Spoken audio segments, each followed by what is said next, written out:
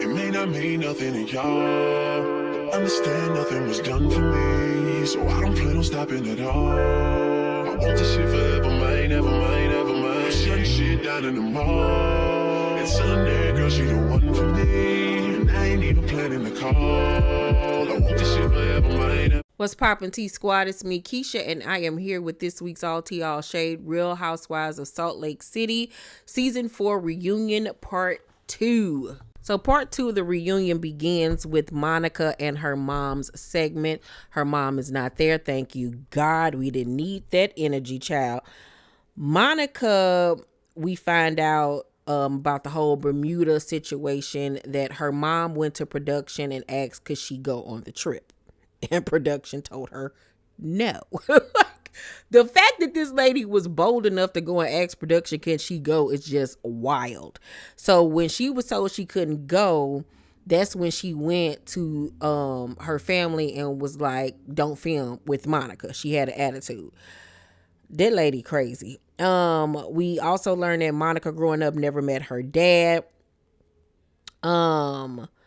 And they talk about how the mama pretty much gaslighted everyone in the cast. And Whitney even says she sat down at their table and it seemed like she wanted to be in Monica's shoes. Like she could peep that something was kind of like off with the mama.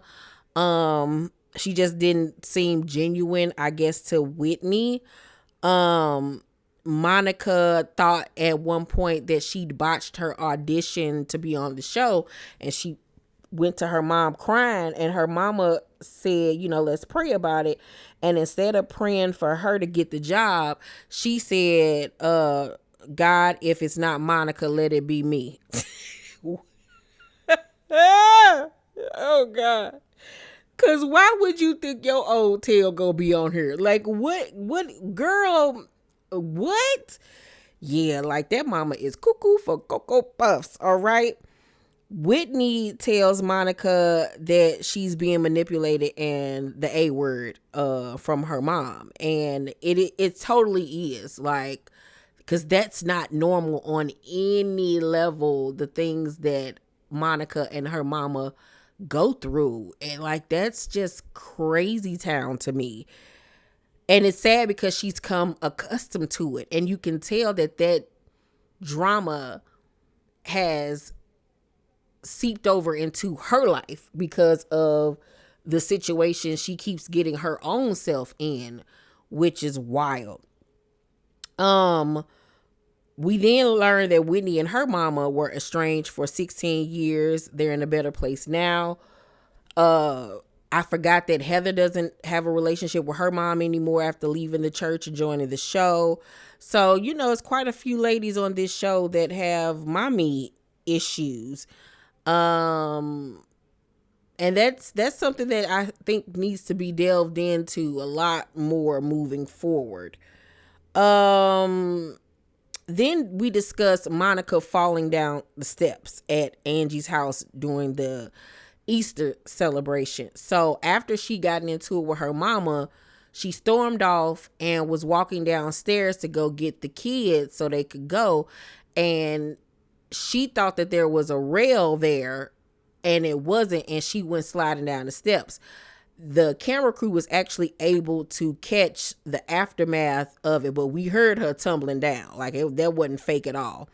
So she tumbles down the steps and producers or whoever come to her aid. She's sitting there on the steps. One of her shoes are hanging off. The other one is already fell off her foot. She does take off the one that was hanging off and like throws it down the steps. But she didn't like throw it with blunt force. It was more like, oh my God, I cannot believe this is happening. I'm so frustrated. And she threw it down the rest of the steps. I don't think that it hit anybody or anything like that. But apparently she had to go to urgent care. Her legs was severely bruised after that. And Angie K says that Monica threatened to sue her. And Monica was like, I've never threatened to sue anybody. I said that after what you tweeted on Twitter. And she was like, and anyway, I had a conversation with Meredith and she said, you want her house? You could take her house. While people sitting up here thinking Angie is in the mafia, no, it is Meredith, honey. Meredith is the true OG.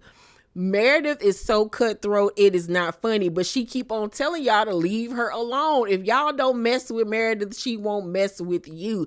But Meredith is who everybody should really be afraid of, because that lady goes for the jugular. And it cracks me up because she sit there and try to pretend like she don't be doing nothing, and it's obvious that she do. So Meredith was like, I did not say that. You could take anyone's house, Monica. I never said that.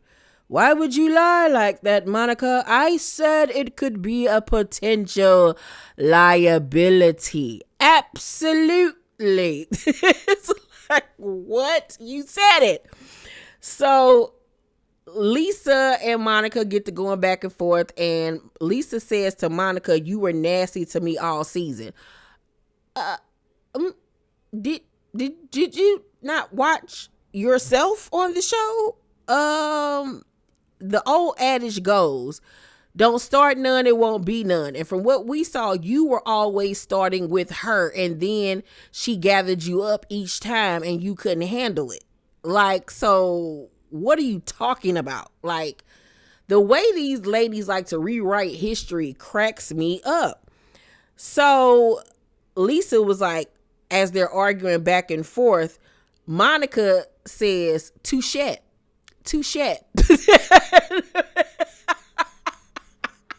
Heather says, touche? You mean touche?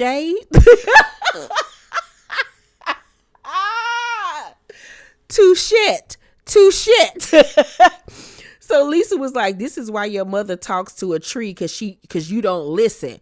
And Monica was like, see, this is what I'm talking about. There you go, bringing up my mother again. Like, come on. Like, that wasn't cool for her to bring up the girl mama again. Now, if she get to talking about how you wrinkly and leathery, then you going to be calling her ageist. Like, you got to stop. You got to chill. Like, Lisa be doing too much sometimes. So somebody going to end up slapping the crap out of Lisa. So they take a break, and Mary visits Monica in her dressing room. And Mary looks so pretty. I loved her makeup. I wish the hair would have been flat ironed a little bit better, but her hair looks a lot better. The makeup was nice. I was like, come on, Mary. So Monica tells her how Heather, Lisa, and Angie are coming for her throat, pretty much. And Mary was like, I got your back, because they need to let you speak and explain yourself.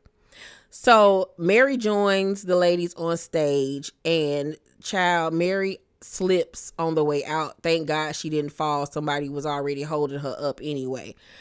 So the segment starts, and Andy brings up how when she was on Watch What Happens Live, and he asked her why she came back to the show, and she was like, because y'all needed me. And she stands on it. She don't change her tune or her response at all, as she should not, because they did need her. And we're not going to pretend like you didn't. And yes, this black woman is going to say that. Yes, in front of the room full of white women. Yes, y'all needed me because y'all were boring and y'all sucked. Okay. So Andy was like, who in here do you like? And Mary was like, I like Angie, she could take my toughness. And everybody was shocked at that because, she stayed getting Angie together. And then she was like, and I like Monica. I think she's pretty. And I love Meredith. And Meredith was like, I love you too, darling. I love you too. So, now, mind you, when Mary was backstage getting ready to come out, she was like, she can't stand none of them. Mary is literally like an old great grandma who just mean and surly, but she funny and lovable at the same time.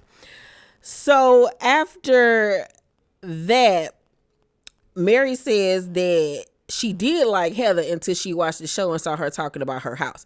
Now, she did make a couple of slick comments talking about her house looked like the Cat in the Hat or some crap like that or whatever. It was fun shade, and I'm like, Mary, you stay reading the girls, okay? So you can't get mad when somebody say something slick about you too. Like, come on, Mary, grow up. So Lisa jumps into the conversation, was like, you don't like the reaction to your house, but we all are fine with your reactions to us. And Mary was like, I don't say anything about you. What do I say about you? And Lisa was like, not this season.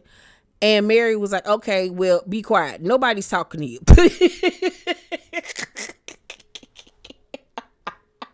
Because facts, she didn't say nothing about Lisa this whole season. Like, she didn't even really engage with Lisa because she don't like Lisa.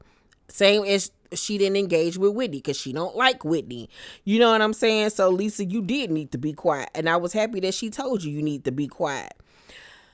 After that, Andy was like, well, to be fair, you called Heather inbred. And I really wish that Mary would have responded with, well, she asked me a question. I gave her an answer. If you don't want to know the answer, then don't ask the question.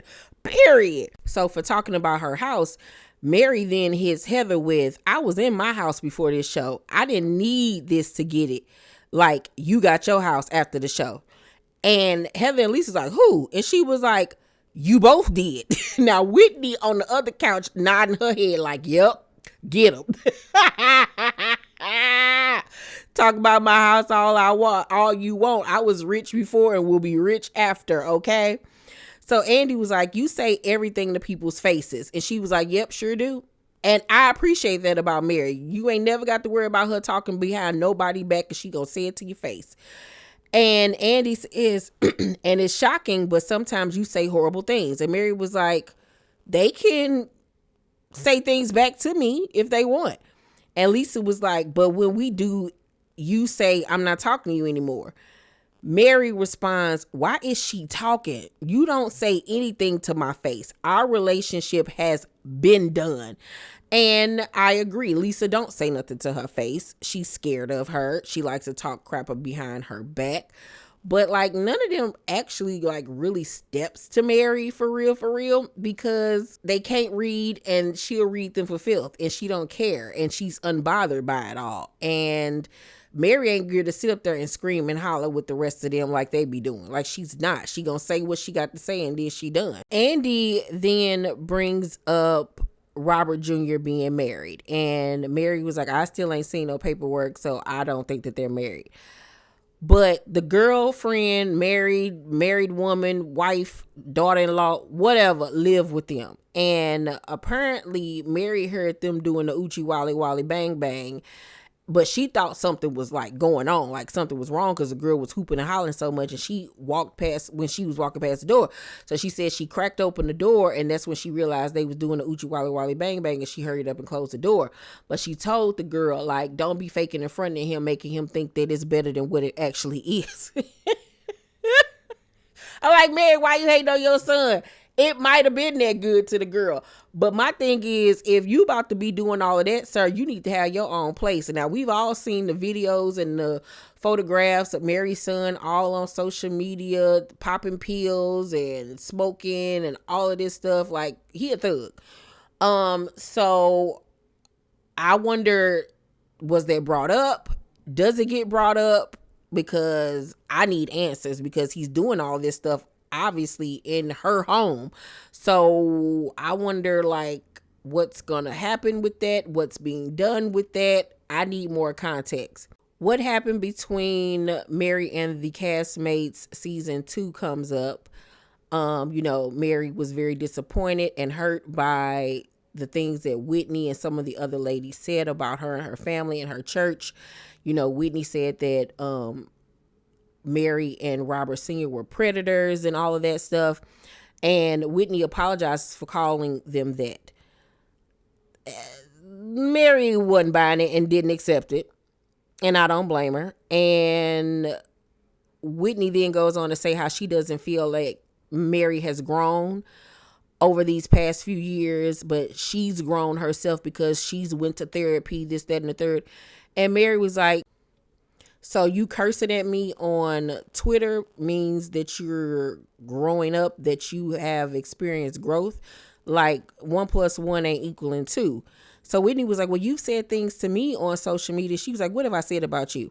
And then that's when the tweet that Mary put out 2 years ago when she said that she believes that Whitney is racist. And she was like, yep, I said it. I do. I 100% believe she is, based on their religion. Lisa immediately, no, it isn't. No, it isn't. What are you talking about? And Mary was like, Heather can let them know what I'm talking about. And Heather even says that, yes, Mormon doctrine is rooted in racism, but you know, they're really trying to improve the organization. Like, okay, girl, stop. And even Whitney was like, yes, it is. Yes, it is. But she still doesn't feel like she's racist herself. So then Lisa Thompson, no, it is not. Thurl Bailey is black and Mormon. Ooh, one black person. Oh, wow. That means that Mormons aren't racist and it isn't rooted in racism because one black person is Mormon. Girl, shut up. You sound ridiculous. So Andy says, Mary, what did you think about the finale? And Mary was like, I thought it was a little bit over the top, you know? So Lisa jumps in and was like, you wouldn't care if that account called you a B? And Mary was like, probably not. Monica says, well, what if like a good friend called another good friend a garbage whore? And so Lisa was like, oh, you're bringing it up because you know what I'm about to say. So then Heather plays audio of Monica talking on the phone or whatever. And she says, and I quote, exactly why I called her a snake. Like, you dumb B. Like, low key, I want to DM Mary from like a burner account. Now, nowhere in that audio was it clear that she was calling Mary a dumb bee. Based off that snippet, what I heard, it seemed like she was talking about somebody else being a dumb bee, and she was going to reach out to Mary to tell Mary the things that this person has said about Mary. And I got that without Monica even having to clarify. So it's just like, y'all are reaching so hard to make this woman even worse than what she's actually done. Like, oh my God, grow up. Monica was like, I wasn't talking about Mary. This is what Jen was saying about Mary. And I 100% believe her. So Heather says that she's really reality Von Tease. And Monica was like, it's not just me, it's 6 other people. And they don't want to believe her. And Mary interjects and was like, I feel like they should hear her out. Like, she ain't even mad about this so-called audio or anything like that. I like the fact that she didn't switch up on Monica because, of course, that's what they wanted to do. They wanted to divide and conquer. And I like that Mary still had her back regardless, even though it could be true that she was calling her a dumb bee. But I frankly don't believe that at all. And I like that Mary stuck to her guns with the whole situation and just wasn't going to jump on no bandwagon, you know, so it could be everybody against Monica. I still like Monica. I still want Monica to come back next season. I think that she will be coming back. The ratings have just been too good, and the season was too good for them to not bring her back. Overall, I'm going to give Reunion Part 2 an A-. It was really, really good. Y'all let me know what y'all thought about it down below in the comment section. Make sure to thumbs up this video, like, and subscribe, and hit that notification bell button. I love you guys, and I'll see you on the next video. Bye.